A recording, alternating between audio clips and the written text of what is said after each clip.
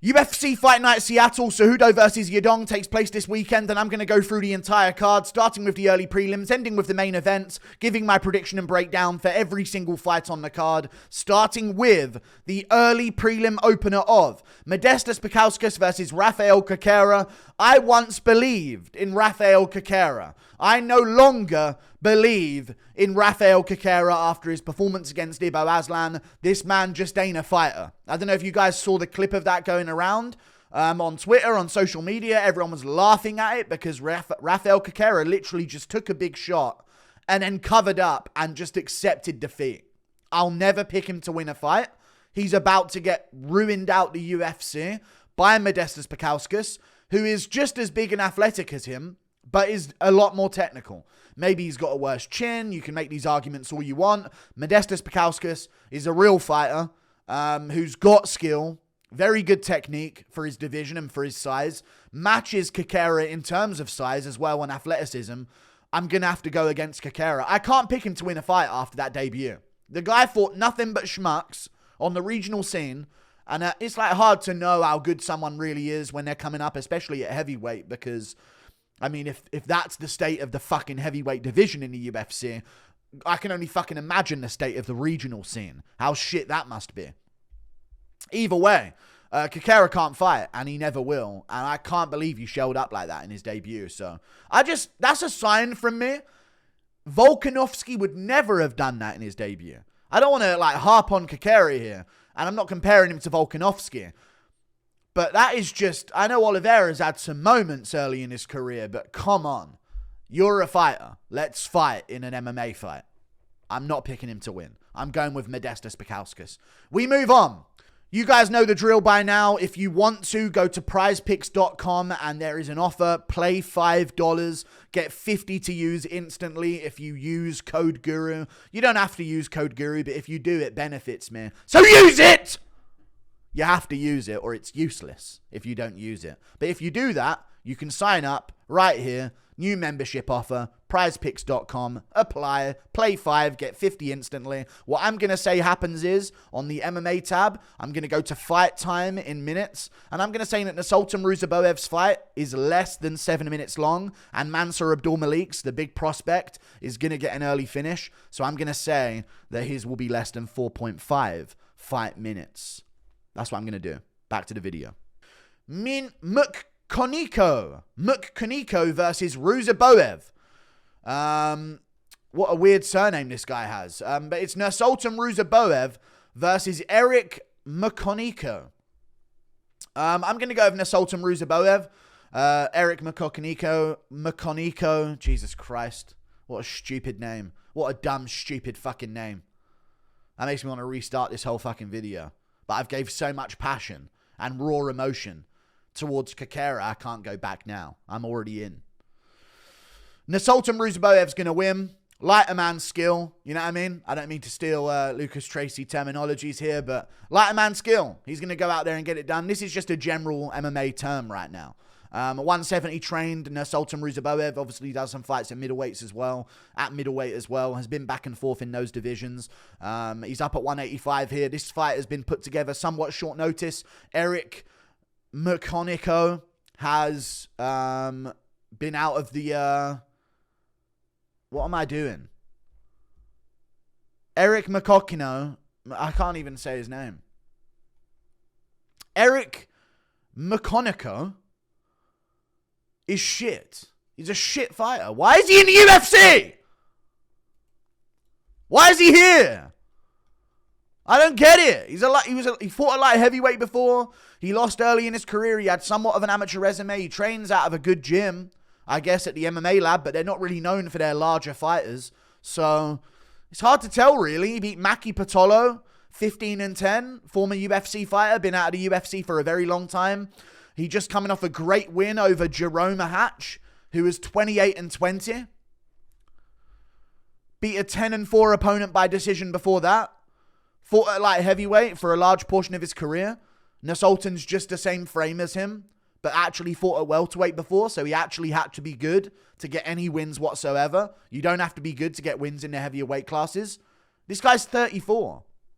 Why are we signing him in the UFC? I'm going with Nursulton Ruziboev. But there you go. There's a storyline.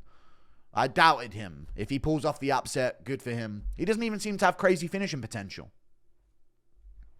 I don't think he has any chance against Nursulton Ruziboev, who should go out there and piece him up and finish him. We move on. Austin Vanderford versus... Ooh, another name like this. Austin Vanderford versus... I'm actually going to have to extend this to get his first name in there as well. It's Austin Vanderford versus Nikolay Veretennikov. I'm going to go with Nikolay Veretennikov here. And I'm actually going to go with Nikolay Veretennikov by TKO early into the fight. I think this is going to be a first round KO from Veretennikov.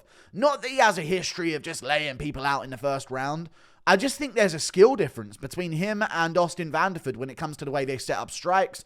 Austin Vanderford, of course, known for being Paige Van Zandt's boyfriend. Sadly, that's how he's known. He's actually had some big fights at Bellator and other promotions, but he's not really been burst onto the scene in MMA yet. People have paid attention to him. He got beaten by Mousasi in 2022 by TKO. That's not the best look. You know what I mean? He's taken this on somewhat short notice as well. Victor Romero, he last beat 13-7. Aaron Jeffries TKO'd him after Gegard Mousasi put him away. I just don't like that for him at all in this matchup. I think he's going to get beaten by Veretennikov, who's a smaller dude, fought at 170, same as Austin Vanderford. They're both probably going to be taking this around 185. I know this is a catch weight, so I'm pretty sure. No, it says a catch weight, but they're actually fighting at 170. I think Nikolay Veretennikov is way more skilled of a fighter than Austin Vanderford. That's what it comes down to. And I don't think Vanderford's got the physicality to just do what he wants with Veretennikov. Veretennikov's had some pretty good fights in his career. He's older as a fighter. You know, he's getting into his mid-30s, I think. He's 35 years old. But if you look at his fights that he had with Danny Barlow, Michael Morales, the guy's a prospect himself, but just not the one, you know? Sometimes you see those guys and then some other guy goes right past him and then you're like, oh, Gene Silva beat that guy, Kevin Vallejos. Well, Vallejos will never be anything. Different situation because Vallejos is so much younger, but it's one of those things. Watching the fight on the Contender Series against Michael Morales, he was doing his thing against Michael Morales in the first round. Morales mixes in takedowns in the second and third. Things start getting interesting. Then you look at his fight against Danny Barlow as well. Danny Barlow's a sick prospect. Very close split decision between them. Very, very close split decision between them. I think he's a legit talent, Nikolay Veretennikov. And I'm actually going to take him by TKO. Austin Vanderford does seem a little bit chinny. And, yeah, I'm going to go Nikolay Veretennikov. I think he's actually pretty good. And his losses are of great caliber. Like, I rate his losses more than a lot of Austin Vanderford's wins. So, I'm going to go with Nikolay Veretennikov, TKO. First or second round. We move on. Ricky Simone versus Javid Basharat. You know what? Ricky Simone's just lost that mojo. I remember a time.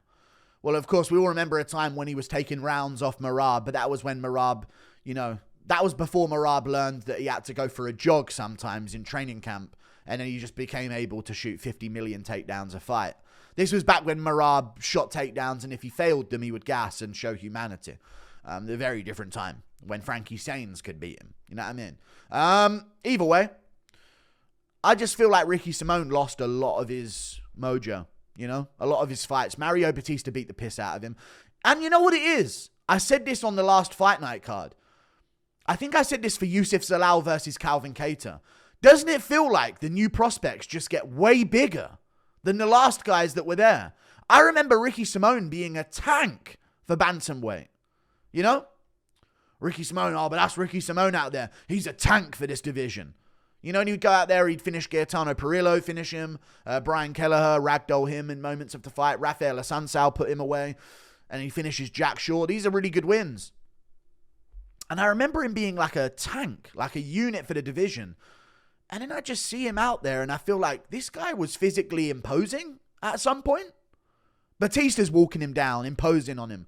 Song Yadong, Vinicius Oliveira. It's just like, where's the tank that was once here at bantamweight? I'm going to have to go with Javid Basharat.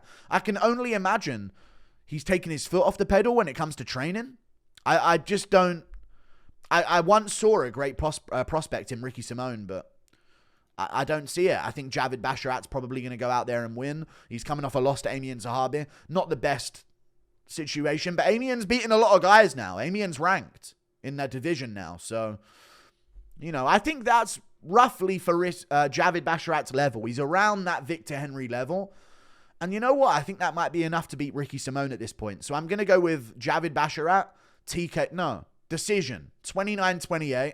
Maybe there's some rounds where Ricky Simone has some moments, but I don't see him overpowering Javid Basharat or Farid, whatever one this is. Javid Basharat in the grappling, and I don't see him overpowering him in any other moment. So I think it's going to be a point striking fight, and I think that Basharat's going to do a better job than that.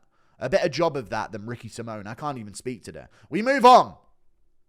Nick Klein versus Mansur Abdul-Malik. This is a layup for Mansur Abdul-Malik. Not really. Nick Klein, he's good. He looked great on the Contender Series. He started shouting out John Jones being the GOAT, I'm pretty sure, and then Dana White signed him.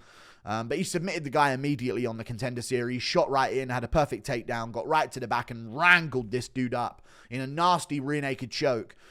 I will say he's actually a decent underdog here against Mansur Abdul-Malik, but he's taken the fight on short notice. That's already not good because you're going to have to grind out Mansur Abdul-Malik. You're going to have to take him into deep waters, wrestle with him a little bit, and I don't trust your ability to do that if you haven't had as much preparation as Mansur Abdul-Malik has. Mansur Abdul-Malik, big dude, rangy, athletic, trains at a good gym, MMA Masters.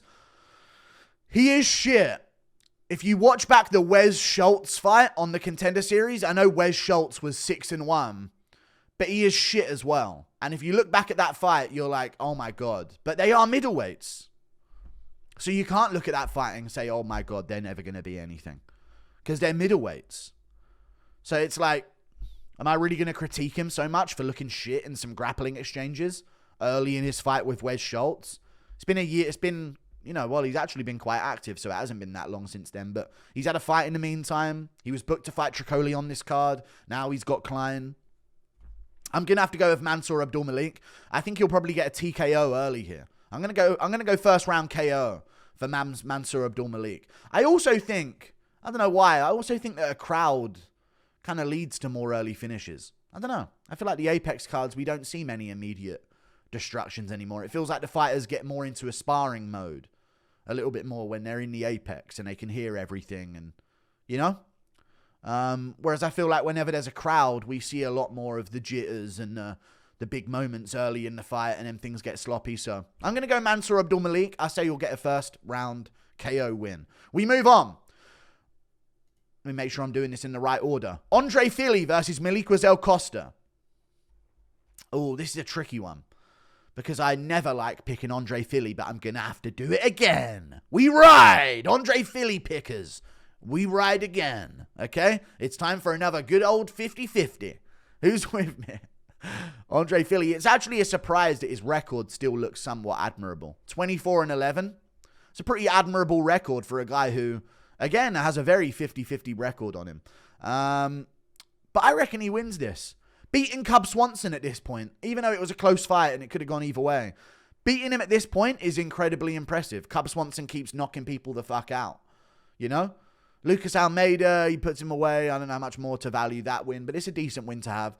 Lost to Dan Ige, got put away. Lost to Nathaniel Wood, but had a pretty great fight with him, to be honest with you. A pretty competitive, fun fight. Beat Bill Algeo, who just got cut from the UFC, but the King of Prussia was always pretty good. Lost to Joe Anderson Brito, lost to Bryce Mitchell. I don't mind some of these losses. Beat Charles Jourdain, you know? Lost to Yusuf. I don't mind it. I don't mind this. Split decision with Michael Johnson in 2018. I'm going to side with Andre Fili over Melquizael Costa because Melquizael Costa seems to be getting kind of fraud checked against a level of opponent I'm not comfortable with him being fraud checked. Don't lose to Thiago Moises in Big 2023. Come on, just beat him like everyone else and get your ranked opponent next. What are we doing losing to Thiago Moises in 2023? You fool. Beats Austin Lingo, but it's a decision. You know, beats Shadilan Nerdy and Beke. That's a decent win he's coming off of, but in the third round, took him to the third round. Gets smoked by Steve Garcia. I'm just not liking this for Melquizael Costa, so I'm actually going to side with Andre Fili. And I'm going to take Andre Fili by decision. Close decision, 29-28. I think maybe in the second and third round, he'll start easing into this fight and mixing in the grappling a little bit more. We move on to another fight up the card, which is Ion Cutelaba versus Ibo Aslan. Now, as you guys know, I do have a bias towards Ion Cutelaba because him and Bryce Mitchell were the first UFC fighters to give me some props and a shout out. My first viral video ever on YouTube was breaking down Ion Cutelaba's bullshit stoppage loss against Ankalaev in the first fight, and he reposted it and showered it with praise because I said, Ion Cutelaba enters the Matrix. What a bullshit stoppage this was. So he actually got that video like 100k views. Either way, I'm going with Ibo Aslan. No offense, Cutelaba. You know I'm a Cutelaba fan. But even the wins are getting rough, you know? Even the rare wins that we're getting here and there are getting a bit, ooh. Ivan Aslan, he's good, but even the wins are getting split decision here. That's already so it's a 50-50 on a win, and you're already losing 50% of the fights anyway. I'm looking at a 25% success rate at this point in the UFC. That's what I'm seeing. You know, even a Devin Clark fight got hairy. I didn't like it. You know? Dustin Jacoby, split decision. That aged very, very well. He lost to Johnny Walker. Ryan got out grappled by Johnny Walker in sub. This is the worries that we're seeing here. You beat Tanabosa, so be it. You know, Felipe Lins beats him up and takes him to a decision. I'm going to go Ibo Aslan. You know, if a Felipe Lins can do it, I think an Ibo Aslan can. And something about Ibo Aslan is the guy is sourced up. Now, maybe Cutelaba is as well. Who knows? But Ibo Aslan's gynoed the fuck up. I know you guys noticed that as well. You know, we're gyno checkers over here. We see it. Guy's gynoed up. Really, he's been worse. He's got tits flapping about in certain fights you watch back. It's tough to pick against that. He's lost once to Anton Turkalj, got caught in a rear naked, ended up beating him in a rematch in the UFC, which is really good for him to do because he can start, perfecting some legacy here. But the guy's 2-0 in the UFC. Both of them have been by finish. The Turkalj one, or the Turkali one, however you pronounce his name, ended up taking a little longer than he would wanted to, but Raffael Cerqueira put away in the first round. He's going to have a ton of confidence and momentum going into this fight. I reckon he beats Ion Cutelaba. I reckon he'll probably TKO him in the first round or the second round. I'm rooting for Cutelaba, but Ibo Aslan's fought some tricky grapplers. He's fought like big power punches on the feet. I don't think there's anything that Cutelaba can do that's going to shock him. I don't think we're going to randomly find out that there's just this missing part of Ibo Aslan's game. But he is sourced to fuck up, so take from that what you will. I think he's going to win.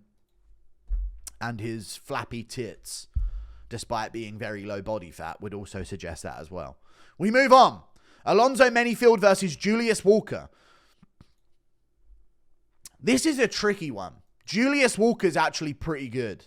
He just destroys everyone on the regional scene. Destroys them all. So it's kind of a tricky one to predict, to be honest with you. I want to go Alonzo Menifield because I've seen in moments his grappling can be good. And we see a lot of times with Julius Walker, he just sort of goes out there and blitzes his opponent and gets him down, beats the fuck out of him, it's over. He beat Bevon Lewis this way, and Bevon Lewis was once in the UFC, but since then he's been losing a bunch. I think he even lost to Ozzy Diaz, who's absolute fucking dog shit, who was a recent victim of Zachary Reese. Ozzy Diaz, fat. You know, there's always one of those fat, fluffy Hispanic guys that just can't be finished randomly. They just show up in the UFC now and then. Like a Lontop. You know, James Lontop, but for the heavier divisions. But Ozzy Diaz put him away, Bevon Lewis. So even when you're looking at some of the wins that Julius Walker has, you may recognize some names, but they've had better days, those names. You know what I mean? They're on slides. The guy doesn't train out of a great gym by any means. I think I'm going to go Alonzo Menifield, man. This might be a little too soon. This just might be a little bit too soon for him. Maybe if he would have got a better debut. Isn't Menifield fucking ranked? What are we doing? Why are these matchups even fucking happening right now? I feel like they're just chucking people in against some of these like 10 to 15 range like heavyweights and just praying that they'll win. That's not the way to do it, man. Menifield's top 15. Why is he getting a fight against Julius Walker? I don't see it. Maybe he goes out there and does his thing. What are the odds on this? So you got to have him a big underdog, right?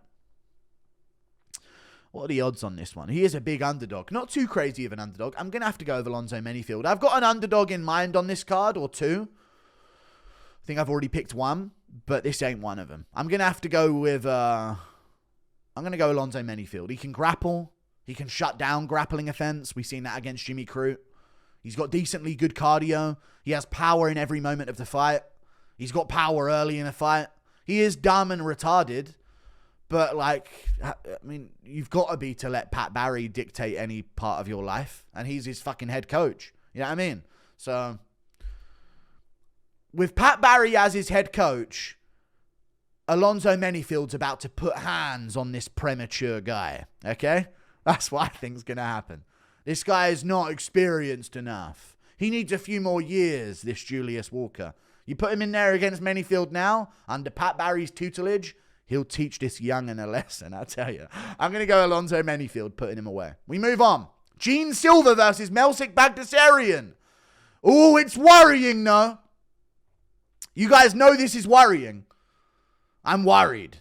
Gene Silva is a sick fighter, and I'm very worried for this. But I think he's going to win by TKO. Melsik has the style to be very tricky for Gene Silva, though. Very technical. Back foot fighter. Scoots around on the outside. Good with his kicks off the back foot as well. He's actually going to be winning against Gene Silva, and then he's going to get put away. That's my prediction. A lot of people are saying, Gene Silva destroys him or this. Some people might be picking Melsik. Likely not. The hype is all on Gene Silva right now as a prospect. Moves up and does what he does to Drew Dober while breaking his hands on Dober's chin. It's pretty fucking impressive. 3% of people are picking Melsik. They're just having fun. But he's a good underdog. Like, he will probably be winning this fight before the KO, you know. That's my prediction of this fight. Melsik will likely be barely edging the first round. Gene Silva lands the better punches. Melsik lands more. And then round 2, he starts getting comfortable, starts kind of feeling himself a little bit out there. And then Gene Silva catches him and puts him down and hurts him and maybe puts him away somewhat in the later second round. I'm going to say late second round TKO for Gene Silva. But I think he's going to have to adjust. If he goes out there looking to be like a showman, I think he'll be out-slicked by Melsik Baghdasaryan. But when he starts getting into his bruiser territory, I'm going to look back at, was it the Charles Jourdain fight where he hit him with that uppercut in the clinch? On like the exit of the clinch, he like posted on his head, winged an uppercut up there out of nowhere. I feel like that's where we're going to see Gene Silva maybe take over this fight. He's going to make it ugly. Start getting into those pocket situations with his spinning elbows and his elbows in general, knees to the body, jump knees to the head in certain positions. I think that's where it's going to get interesting for Gene Silva. But I am going to go with Gene. But Melsik Baghdasaryan is very, very good. He just is. But then you look at fights like the Tucker Lutz fight. Make it clearer, man. You know? The Bruno Souza fight. It's just... And you get put down by Kalibau and subbed. He is good. And he's very technical and he's very well trained. Gene Silva's just got the X factor in this fight. So I'm going to go with Gene Silva. We move on. Rob Font versus Gene Matsumoto. I'm going with Rob Font. And I should have gone with Rob Font against Kyler Phillips. But I thought, no, that's dumb. Phillips is too well-rounded. He has finishing potential. He's slick. He's dynamic. I know Gene Matsumoto's 16-0. And that's very impressive. Fights aren't all that impressive. Odds makers that have him a fucking favorite over Rob Font. Font's had full training camp for a top contender. Now you're giving him Matsumoto. Shift up to a different level of opponent. Short notice for Matsumoto here. Coming off a decision win. Let me tell you this. I'm just going to tell you this. Matsumoto's good. Winning that much, that consistently is very impressive. He's well-rounded. He's not dominant in any area, but he's well-rounded and he can adjust in a fight to different things. There is a man going into a fight with Rob Font who is quite a large favorite. When I tell you some stats from this man's career, okay, let me just introduce him to you like this. There's a guy fighting Rob Font this weekend. You know Rob Font, who's given problems to fucking everyone. And even if he doesn't, Rob Font's so chinny. He don't get chinned, though. We just seen him. He's like Jared Cannonier of bantamweight. That's actually the perfect analogy. But Gene Matsumoto. So forget his name. There's a prospect, okay? He's fighting against Rob Font. He's took the fight on short notice while he was preparing for someone else. He went to a close fucking decision with Brad Katona in his last fight. He got out-grappled by Brad Katona in that fight. Failed all but one of his takedowns. Barely won the fight. Lost the first round clear. Pulled ahead in the second and third using cardio. Pulled ahead. He needed to pull ahead against Brad Katona. You're going to, once Font gets into the second and third round, you're just going to start pulling ahead? I don't see that. And then you look at the fight before that, Gene Matsumoto, Dan Argueta. He was being ragdolled by Dan Argueta before he caught the guillotine in round 2. Dan Argueta's dog shit. He isn't good in any way. He's just athletic. There's no talent.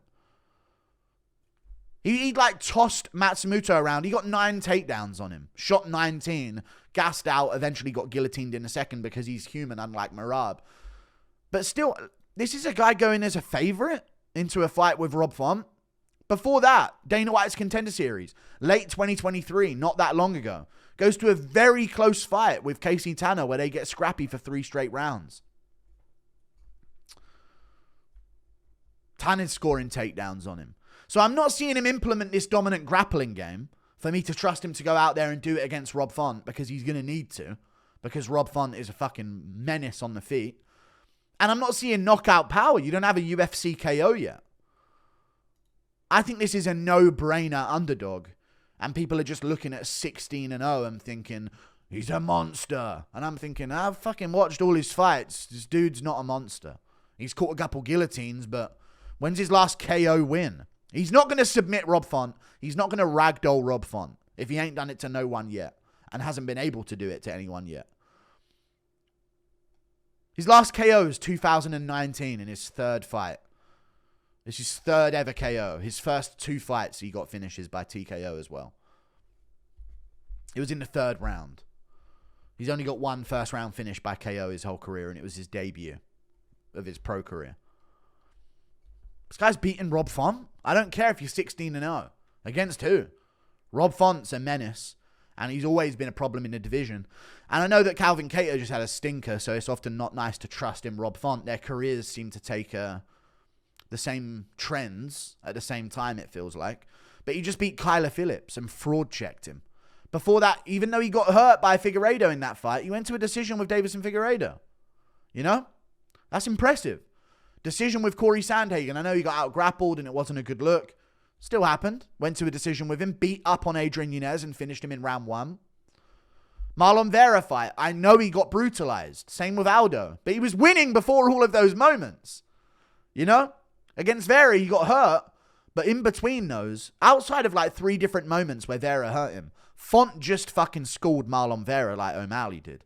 He just don't have the durability. He gets wobbled. He gets jelly-legged. But he don't get finished. So I'm 100% going to put... There's great value on Rob Font as an underdog. Sensational value. So, yeah, that's what I'm saying. We move on to another fight up the card, which is Brendan Allen versus Anthony Hernandez. I'm going to go with Anthony Hernandez over Brendan Allen. I'm going to tell you why with a few key fights in Brendan Allen's career that kind of dictate how this fight is going to go for me. Brendan Allen has had some stinkers when it comes to, like, grappling back and forth. There's... Going through the process of grappling like you would do when you're sparring someone or if you were in a jiu-jitsu event, and then there's in an MMA fight. Brendan Allen seems to transition between grappling positions sometimes in a way that makes him lose position. Okay? So he'll be on someone's back and he'll start tangling up a leg. You know what I mean? And he'll transition to go for the leg. And he's always on a leg at some point if you look back through his fights. And then he's going to transition to this. And I'm like, dude, you have this position. Why are you going for an armbar from here? And he falls off the top of a back take. Now he's on bottom. Look at the Jacob Malkoun fight that he had. I feel like Anthony Hernandez's grappling transitions, even though he will go for submissions as well, he will prioritize positional dominance. And I think in a 3-rounder like this, where they're going to be grappling back and forth, I like the positional dominance of Anthony Hernandez, especially if he's going to be mixing in some punches and his cardio's really good and definitely better cardio than Brendan Allen. You look back through Brendan Allen's career, Good fighter. Look at his fucking record. That's a really nice looking record. Win over Chris Curtis. Very close though, by the way. Very, very, very close. I reckon Anthony Hernandez against Chris Curtis, I think he would fucking bulldoze him and submit him early. Not in the striking. I think he would ragdoll him in the grappling and finish him. Brendan Allen was struggling so bad in the grappling in moments against Chris Curtis. Even against Imavov, he got a takedown early. Didn't really do anything beyond that in the second and third. It is what it is. Imavov's very good. The Paul Craig fight, he does his thing. But I'm looking back and I'm seeing the Jacob Malkoun fight, where Malkoun chained takedowns on him as the fight went on. Went for 14, got 7. I think Anthony Hernandez is just a good version of Jacob Malkoun. Bigger, rangier, better cardio, more durable, more talented. Based as well. I just saw a clip of him being based. This guy's got all the talents and the recipe to beat Brendan Allen. Now, Brendan Allen could have beaten Jacob Malkoun. He had submission attempts. I think he had a tight guillotine at one point. And, he did a few bits of striking here and there. But the vast majority of that fight, I watched Jacob Malkoun out-positionally grapple Brendan Allen. And it wasn't that long ago. And I think Hernandez is just getting better and better. This is his big moment. He just had a dominant performance against Mikel Pereira. Before that, a dominant performance over Roman Kopylov. A dominant performance over Edmund Shabazian. These are good names. These are really dangerous names that all have a chance of, putting him away. Mikel Pereira, Roman Kopylov, Edmund Shabazian. I know Mikel Pereira's never had a jog in his life. But Anthony Hernandez just chains the wrestling together. Non-stop. So I'm going to actually say that his positional grappling dominance is going to work for him here. So I'm going to go Anthony Hernandez over Brendan Allen. And also with Brendan Allen, there's just something I can't ignore. First of all, they fought each other before, so this is a rematch, which I think should be mentioned. And of course, the first fight, they went back and forth the whole fucking time, and they were grappling to and fro, landing good shots on the feet. And, Anthony Hernandez ended up fucking winning the fight. But it's not really too much to look at because it was so long ago. But I'm going to go Anthony Hernandez here. 3-rounder does benefit Brendan Allen because the first fight they had was a 5-rounder because it was a high-profile prospect matchup on the regional scene. But I'm going to go Anthony Hernandez. I think he's got more push. And also, again, before I get distracted to make this point twice in a row, Brendan Allen is dumb. Come on, let's ride. He speaks like a deaf person. He's dumb. He's a dumb person. And even if you like Brendan Allen, I'm sure there's a lot of fighters that might watch this or hear about this that like Brendan Allen. He's a dumb guy. He's a very dumb person. There's no... I don't want to... I'm trying to give technical advice here and technique on where to bet on the fight. Sometimes you do have to start considering IQ points. When you watch people make dumbass decisions like Brendan Allen on a frequent basis... Whenever I want Brendan Allen to shoot takedowns and whenever it's a good time for him to shoot takedowns, he don't fucking do it. Whenever he needs to stop shooting them, he will spam them over and over again. When he needs to stop shooting takedowns against Imavov. When he needs to start doing it against Curtis, he just stops. When you don't want him to, that's all he's doing. So I can just see it. I can see it clear as day. Grapple back and forth in the first round. Maybe Brendan Allen does more damage. Couple submission positions are escaped. Transitions go back and forth. Round 2, I think I see a lot of Brendan Allen holding onto a single leg on his knees with Anthony Hernandez sprawled out and scooting round to get to the backside of him and landing a few punches and Allen sort of rolling to his back and giving up guard on bottom and trying to play guard game on bottom by tangling up. I can just see Brendan Allen acting like this ain't some fucking MMA fight. So I'm going Anthony Hernandez in the rematch. He'll go 2-0 against Brendan Allen. Great fight though. We move on. Up the card.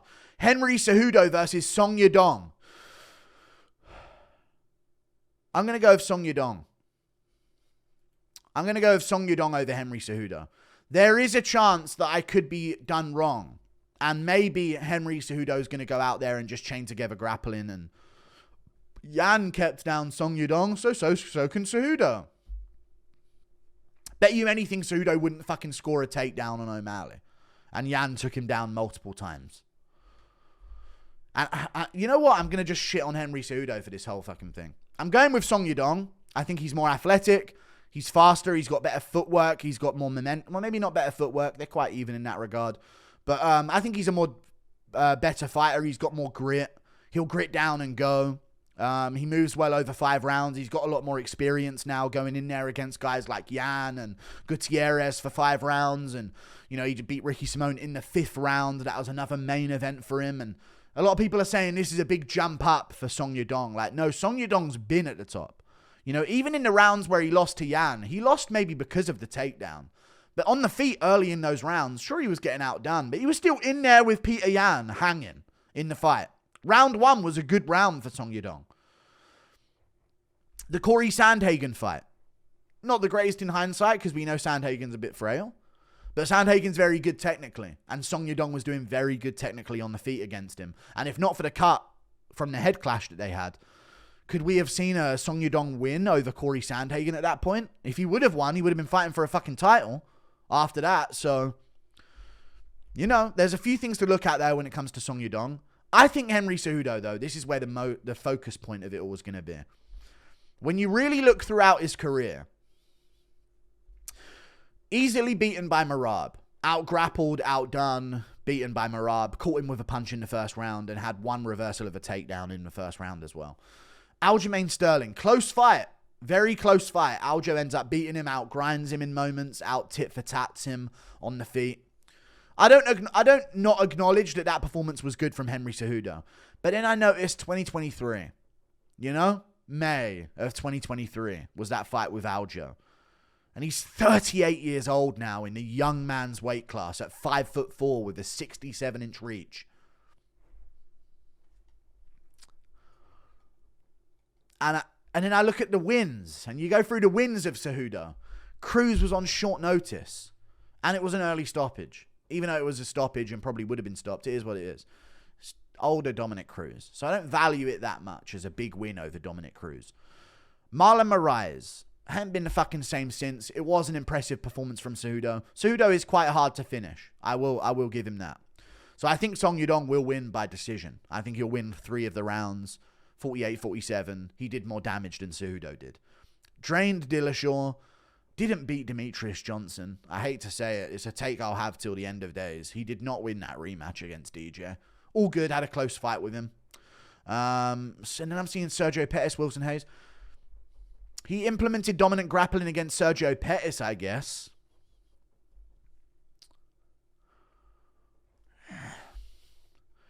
Am I going to bet on him to just go out there and ragdoll Song Yadong? I know he's got an Olympic gold medal. And he went through the American wrestling system. But I'll be real, I haven't seen him get a fucking good takedown in a very long time. And if he does, people seem to get right back up. And he does nothing with it. No submission. No ground and pound to a TKO. No nothing. So, I'm going to go with Song Yadong. And I'm going to say that Song Yadong wins this fight by decision. 3 rounds to 2, 4 rounds to 1. I think he will be taken down. I think he'll get back up. Cejudo does nothing with takedowns. Yeah, I think this will be just another example of an Olympian wrestler from the US with great credentials, just not being able to implement the grappling at a higher level against Song Yadong. I think Song Yadong's grappling game defensively is very good, as long as he's not getting beaten up on the feet like he was against Yan in moments. Because remember, before the takedowns from Yan, it wasn't Song Yadong all comfy, loose and on the feet, like moving around like he was against Gutierrez. No. If you look back at the fight with Yan, it was Yan starting to proper dig in with some uppercuts to the body and head. Then he's got Song Yadong tucking up with a tight guard and like hunching, like, ugh. And then the takedown comes underneath it and he just drags the legs out from underneath him. You know, he steps through with the lead leg behind Song Yadong's and just drives through him on the double leg. And he was getting him with it. I don't think Cejudo gets those takedowns on Song Yadong. He will get takedowns, but it won't be from Yadong wincing on the feet like, oh God, I'm distracted by all this punishment. I don't see that. I think Song's going to be comfortable, sprawl when he needs to. Cejudo will have moments, but they won't lead to no points. He has good scrambles, and someone takes down Cejudo, he gets back up really well. Those aren't points. The points are going to be Song Yadong peppering him with shots on the outside, I think. So I'm going to go Song Yadong decision. Like and subscribe. Thank you for watching Toodle Pip. I'll see you later. Goodbye. I can go live. Yay. It's all done now. See ya.